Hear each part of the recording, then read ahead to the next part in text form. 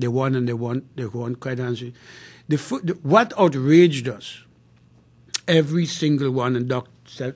Sylvester Anthony, being the biggest and the strongest, has the biggest temper as well. And he will tell you the amount of times we were very angered by what was being said on the radio. But we had to be very careful how we responded. We don't want to offend the radio or the radio stations or the media, because we have a specific job to do. But the allegations that were made were outrageous. And I just want to take this opportunity to remind the listeners and all of us here that all of the allegations of bad faith, corruption, dishonesty, conspiracy, collusion was thrown out by Mr. Justice Errol Thomas in the Boundaries Commission judgment. We, in fact, lost that Boundaries Commission case, not on any question of misconduct at all, but on a purely question of law, whether the Parliament could have passed a subsidiary legislation as opposed to a specific act of Parliament. And with hindsight, had all of this been done by an act of Parliament, we would never have lost the Boundaries Commission case. So your point is it didn't intimidate us, but it gave us the necessary emotional fight. We were determined, we were hell-bent on ensuring that this was not going to prevail.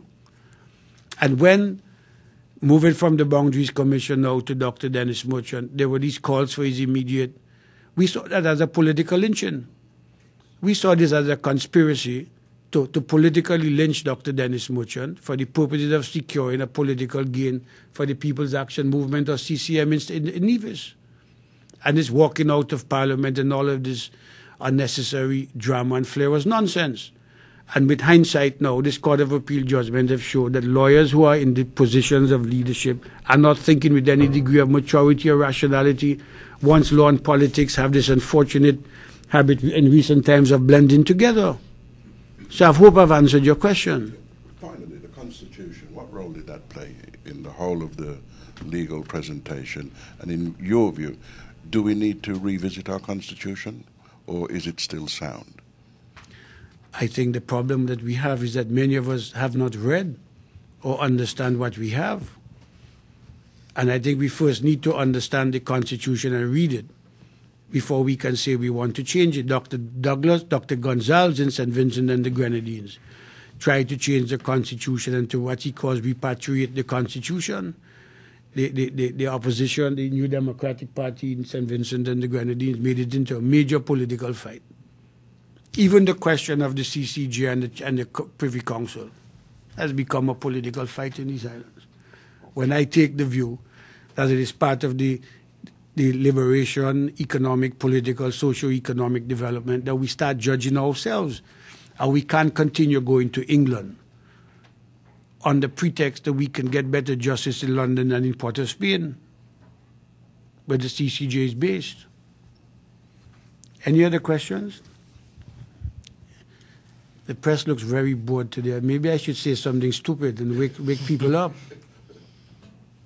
Gus, my darling Tony. Tony Frederick, Win FM 98.9. Dr. Merchant, subsequent to the call from the SC Astafan and the Honourable Prime Minister for an apology, both Mr. Brantley and Mr. Grant have indicated that at the time of the original ruling, Mr. Brantley in particular said his call for your resignation was that he felt that you ought to step aside while the appeal was pending. And Mr. Grant said something similar. That was their reasoning was based on the original ruling, that while the appeal was pending, at least they felt that this is what ought to have happened. Do you feel that they owe you an apology? Let me answer it this way. This whole issue amounts to professional decency. They're all lawyers, and perhaps you ought to probably put the question to them in terms of the high standards that's expected of them as lawyers.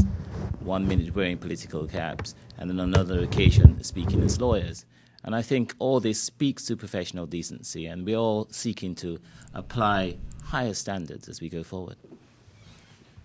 Let me just add, I think that's an excellent question. You see, the context is not just the political context. The context is the fact that Mr. Grant and Mr. Brantley are lawyers who understand or should understand the judicial process. and I will not be convinced otherwise, that the motive for the calls for resignation were political and not as a means of seeking the vindication of the rule of law. I mean, that's, to me, is very, very clear, and I'm glad Dr. Merchant answered it the way that he did. Any other questions? Well, let me just say something before we close, because it looks like we're not going to get very many questions. I have a document that I want to share with the media. Yesterday on a specific radio station, and I'm not going to get into the details or the names because I don't want to start a fight with the media in St. Kitts. I have enough fights all over the place. The political leader of the People's Action Movement made an allegation against Mr. Erasmus Williams and Mr. Charlie Jong that they would have known of they issued releases because they would have known of the results of the election, of the judgment. I wanted to, could you just assist me with distribution? This is the the list of the Court of Appeal, which was issued to all lawyers in the Federation. If you have a look at the last page first, yes, you can have this copy. If you look at the last page first, you will see the date it was finalized, 9th of September 2010. I think that is Thursday, last week, isn't it? If you go back to the first page, you'll see the heading Judgments. Number 3, Honorable the Attorney General of St. Vincent and Nevis, so I'm sorry, I'm getting OECS fatigue. The Attorney General of St. Christopher and Nevis versus the Honorable Sean Williams et al. Sean Richards. Number 4, the Constituency Boundaries Commissioner et al. Versus the Honorable Sean K. Richards et al. So on Thursday, the 9th of September, the Court of Appeal had issued a written document which most, if not all, of the lawyers representing, affiliated with, who support the People's Action Movement, including Mr. Grant, who is an attorney, would have had that document in your hand, which tells us that on the 9th, the Court of Appeal had finalized the judgments, the list, and had indicated that. We informed the Honorable... And something more. It's also a fact that on that same date, the Court of Appeal called. The Court of Appeal telephoned the lawyers involved in those cases to notify them that the judgments were going to be delivered. Good. So what we did was we informed the Honorable Attorney General, Mr. Patrice Nisbet, and also the Honorable Prime Minister. The media people working with the government then consulted us. Mr. Erasmus Williams sent a draft of his statement or press release to Mr. Sylvester Anthony, who received it on his BlackBerry while sitting right next to me at the Marriott. Mr. Charlie Jong was at the time in the very same room at the Marriott, preparing a release to notify all of the media practitioners in the Federation of the pending judgment, the judgments. And we don't have copies of the releases now, but we will make them available to the media. In fact, the media would have got them if you're on the mailing list of Mr. Charlie Jong and Mr. Erasmus Williams. There is nothing in these press releases that suggested anything about a result. The government, the Attorney General, and the legal team representing the Attorney General had an obligation to be prepared for good news as well as for bad news.